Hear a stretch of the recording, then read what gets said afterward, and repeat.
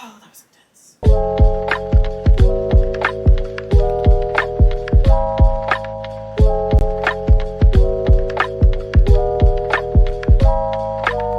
Hey everyone, it's Carly Shay, and today I'm going to be sharing 10 tips I have for freshmen or 9th grade if you're in America. I think it's 10th in most places in Europe. I don't know. Basically your first year of high school. It's different everywhere, of course. This is my first video in about a month of back to school content. By the time it's over, it'll be mid-August, which most people have already started, but that doesn't matter, okay? I hope it's still helpful. Maybe you're watching this a year later, the 2023 school year. The advice is still the same. Without further ado, let's get to the advice. First up, don't stress yourself out too much.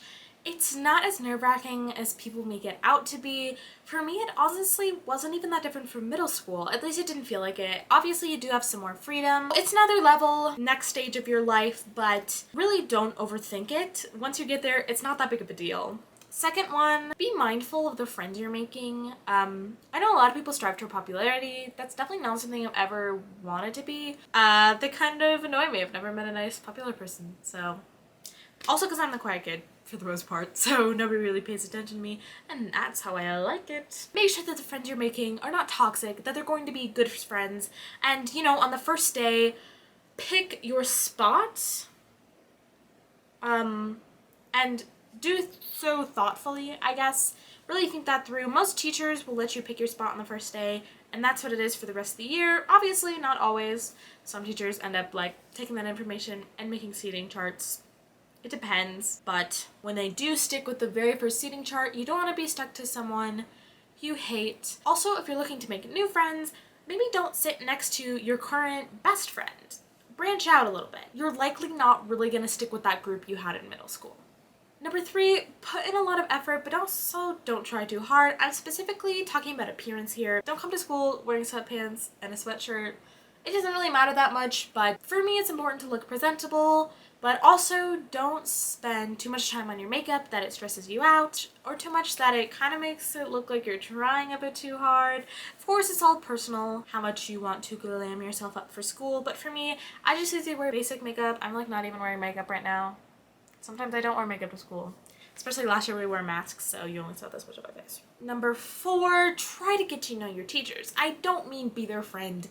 That's weird. Try to be nice to them, ask thoughtful questions, and no matter how much teachers say they don't play favorites, they play favorites. Teachers are more likely to be lenient with their favorite kids who always get their work done than the kids who never do. Just be nice. Try your best. Number 5, be proactive when you can.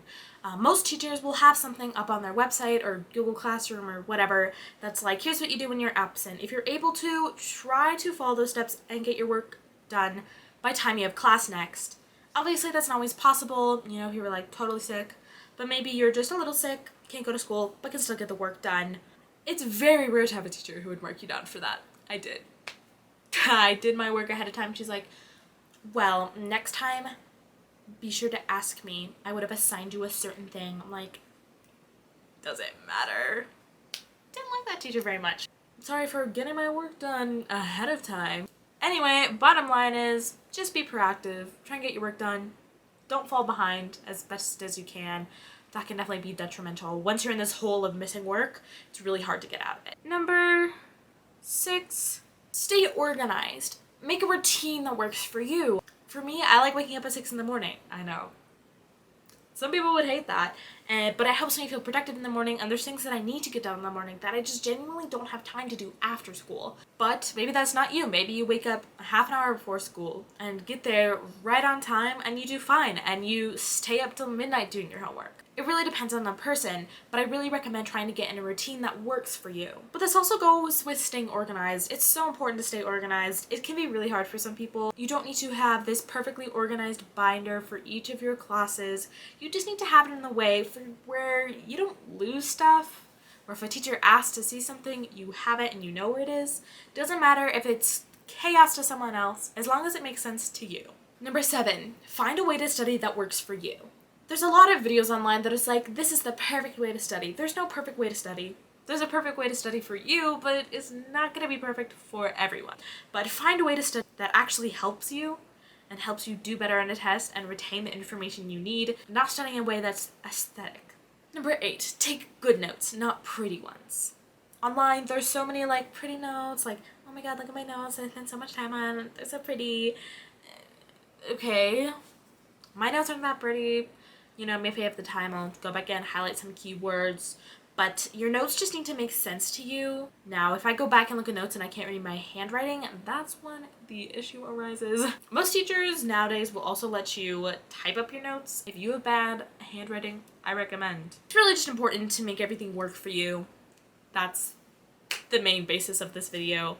Number 9, join a club, or, you know, join choir, join orchestra, band, join a club that's at your school.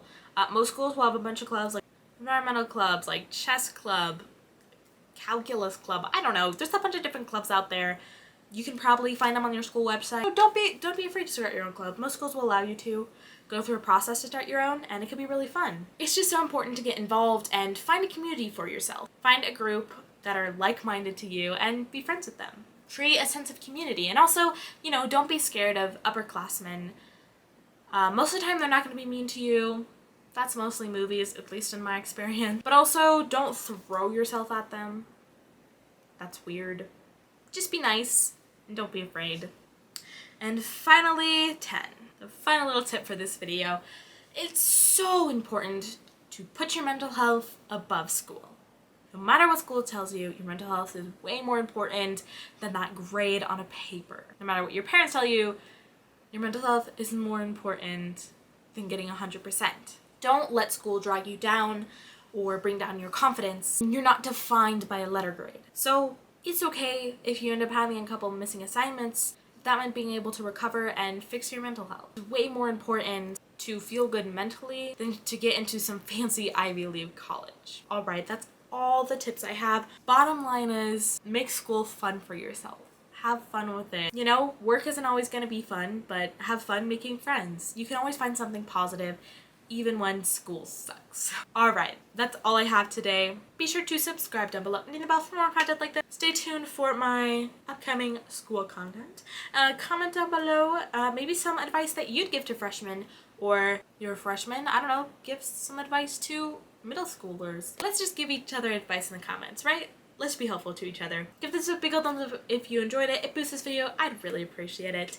And that's all I have today. I hope you enjoyed this video. Maybe found it a little bit helpful. Bye everyone!